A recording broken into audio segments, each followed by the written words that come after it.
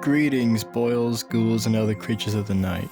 My name is Crypt, the god of grim literature, and welcome to episode 2 of Learning with Crypt, a series where I talk about my favorite things such as history, the supernatural, and my old-time favorite, lore. In the previous episode, I explained the origin and history of the multiverse, plus I briefly touched upon the other realities beyond it. And today, I'm going to go over those said realities, but more in depth. Starting with the universe. Each universe is unique in each reality of the multiverse. We have separate laws and holistic narratives, or plot points, parallel to one another, but all have to follow regulations ordained by the gods. If not, a plot hole will happen, ripping it apart and transporting it to the void, which we get to later. Across the multiverse, there's the multiplex, the threshold, backrooms, liminal spaces, core realms, and then the Elseworld. Secret Agency already made a video about most of these places listed. The link is in the description. Not much is known about the Elseworlds, but it's a hypercluster of at least 100,000 galaxy walls of worlds. And over them is the ethereal plane. In the first episode, I mentioned that it's the home of interdimensionals, but what I failed to mention, that is one of the most popular locations to visit outside the multiverse. People, including the practitioners of chi and magic, go there to expand their esoteric knowledge, gnosis, traveling to the ethereal plane only through the uses of astral projection. In this mythical realm, isn't bound by physical confines, but all of it composed of spiritual matter. The ethereal plane is also a cosmic fork in the road, meaning, depending where you go in this place, you end up in some other world. When we think of an abyss, you probably thought of a realm completely composed of darkness, right? Well, this is wrong. It's actually a multi-layered dimension, and each layer and section is vastly different from one another. All has a very diverse groups and species, such as demons, gnolls, spirits, and a few gods. Rulers of each layer of the abyss are typically power-hungry with their own citadel. The abyss origins differs in each story, but the oldest story I could find is in the Heavenly Host's sacred records. The abyss was originally a soup of elemental chaos, being the afterbirth of the multiverse. In Halo, the Scarlet King took the majority piece of it to create the Ninth Hell, aka Tartarus. His evil presence made the leftovers mix with one another, turning it into infinite layers. Despite being infinite, each layer down gets more chaotic, war-ridden, and darker. Many believe that the very last layer lies an old, powerful demon named Abaddon, being the angel of the abyss itself, that holds a silver key that can open every doors of all universes. Before we move on, let me get one thing straight, which is not me. Hell and the abyss are completely different. The hells have laws following its chaotic lands, as the abyss has little to no laws. Below the infinite layers of the abyss lies the cold and dark realm known as the void. It too have unique groups of species. Only 10 to 20% of the void are non-natives there. The only native inhabitants of the void are void beasts, which can appear as reptilian, avian, and monstrous shapes. The other are the void walkers. All can appear as humanoid, and they have 2 times longer lifespan than people.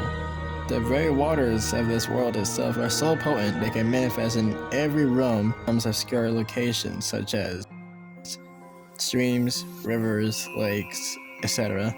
The magic users go over there sometimes to take some of these waters in order to ascend, but they meet these requirements. Experience loss in more than one way.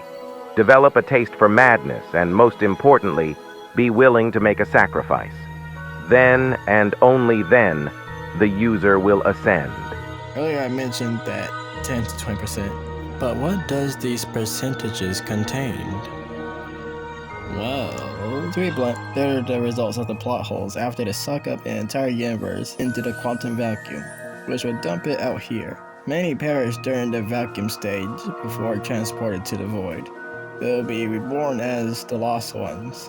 The void It's also a resting place for the soulless and immortals, including earthborn immortals and spiritual beings such as angels, demons, and deities. Basically, being a trash bin of the Omniverse, which we'll get into later on in this video. The Void not only houses magical dark waters, but precious obsidian metals called voidrillium. It's stronger than tungsten steel, and it's way more rare than astatine, due to outsiders mining it for resources. If used correctly, it could be utilized to warp surroundings, and it could be melted down by over 1,000 degrees as the same ascension ritual, same as void water. Now leaving the dark and grimy underbelly, we're now in the Omniverse. This plane of existence contains all forms of existence, including the worlds mentioned. It too houses multi-layered realms with sub-levels. All the inhabitants in each layer/level can be described as formless, making them something very spiritual and beyond the physical. The Omniverse has 5 main worlds, or hosts, with sections connected to one another. First up, we have the Heavenly Host, the kingdoms of light inhabited by the angels, deities, and virtuous souls. And in these hosts are the 9 main spheres of heaven, which are Ether, Nirvana, Elysium, Shakahim, Paradiso, Primum, Zadok, the Celestial Sphere, and Nibiru. Nibiru itself is the capital city of the Heavenly Host and home of the gods. The second is the Purgatorial Host. This world is divided up to 9 different layers, and each layer are filled with various spirits, Nephilim, and neutral souls. The layers include Limbo, Kalab, Pathos, Ethos, Logos, Purgatorio, the Grey Woods, Asphodode, and the Labyrinth. The third is the Hellish Host. Each ring there are the kingdoms of darkness that crawls with damned souls, evil spirits, demonic entities, and darker gods. These rings consist of the Underworld, Netherrealm, Helheim, Inferno, Smognia, Shiloh, Sin, Gehenna, and Tartarus. The fourth is Genistan. This realm was created a long time ago, sometime after the war in heaven. The gods came down to see the mortals worshipping the jinns and other beings while they were away. Furious, the gods wiped out most of these beings and idols, including the jinns. The jinns that remained left the multiverse and created Genistan. Genistan became the kingdom of the 4 elements, and those kingdoms include the City of Brass, home of the Ifrits, fire jinns, Wahatan, home of the water jinns, Marid, Jana Metropolis, home of the air jinns, Jani, Himiel, home of the earth jinns, Hins. Now we're in the Astral Host. This place goes by many names such as the Ghost Dimension, Spiritual Realm, and so on. It's the home of non-humanoid spirits and all types, including poltergeists, phantoms, debugs, demons, and many more, but very rarely angels, demons, and gods appear there. This place can be described as heaven and hell who enters. Only the ascended enlightened ones are able to outlast the underlings, or just be lucky enough if you have the chance. And the whole entire Omniverse itself is self-contained. To keep itself, self-contained, it needs energy from each world to be able to sustain it. Now we're in the Multiverse. This place is located outside of the Omniverse, and it's the home of all kinds of eldritch horrors. The ruler of this place is Azathoth, the primordial of madness, and he, with his army of outer gods, wage war against the Omniverse, and other information about this place is unknown. Perhaps it's better kept that way. In the first episode, I mentioned about the Nothing and the watery abyss, aka the birthplace of the primordials. But what I haven't told you, that chaos, the primordial of creation, destroyed this place in the Big Bang. Since nothing no longer exists, the watery abyss still remains. Now, on our final stop of the day, we are in the Oververse. Not much is known about this place, due to the men, beasts, gods, including outer gods and primordials, never stepped foot in here whatsoever. Plus, there are no known inhabitants in the Oververse. There aren't any stars, planets, skies, elements, nor anything really. only a blinding, paper-white void, deprived of any signs of life. However, there are some theories that better explain this place.